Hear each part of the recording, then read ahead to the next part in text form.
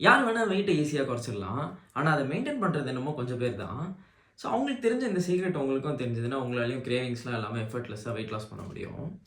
எல்லாரும் பண்ற இந்த 2 தப்புனால தான் அவங்க கிரேவிங்ஸ் உச்சத்துக்கு போயிட்டு, அவங்களுக்கு கண்ல கிடைக்கிற எல்லாத்தையும் சாப்பிட்டு, திருப்பி லூஸ் பண்ணத ரீகெயின் பண்ணிடுறாங்க. ஃபர்ஸ்ட் தப்பு என்னன்னா, ஒரு எஸ்கேப் பிளான் இல்லாம வெயிட் லாஸ் டயட்ட ஸ்டார்ட் பண்றது. வெயிட் குறைக்கிறதுக்கு நம்மளோட ஃபேவரைட் ஃபுட்ஸ விட்டுருப்போம். ஒருவேள ரொம்ப கம்மியா சாப்பிட்டுருப்போம். அதெல்லாம் வாழ்க்கை பூரா பண்ண முடியும்னு நினைக்கிறீங்களா? இங்க தான் இந்த ஒரு ஸ்டெப்ப யாருமே பண்றதில்ல. இங்க தான் நீங்க ரிவர்ஸ் டயட் பண்ணணும். அப்டின்னா வீக்லி ஒரு 100 கேலரீஸ் இன்கிரீஸ் பண்ணி உங்களோட ப்ரீ மெயின்டனன்ஸ் கேலரீஸ்க்கு போணும். அப்டி போன பிறகு உங்களால உங்களோட ஃபேவரைட் ஃபுட்ஸையும் ஆட் பண்ண முடியும். அண்ட் முக்கியமா பசி, கிரேவிங்ஸ்லாம் இல்லாம. 2வது தப்பு என்னன்னா, மொத்த வெயிட்டையும் ஒரே ஸ்ட்ரெச்ல குறைக்கணும்னு நெனைக்கிறது. சில வீக்ஸ் ஆனோனே உங்களோட ஃபேட் லாஸ் ஆகுறது குறைஞ்சுக்கிட்டே இருக்கும். அண்ட் நீங்க போடுற எஃபர்ட்ஸ் அதிகமாகும்.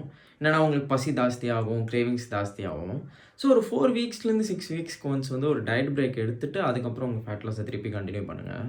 அண்ட் இந்த 2மே கொஞ்சம் பெரிய டாபிக் தான். அண்ட் இது எப்படி எக்ஸாக்ட்டா பண்ணணும் அப்படின்றத தனித்தனியா நெக்ஸ்ட் வீடியோல சொல்றேன்.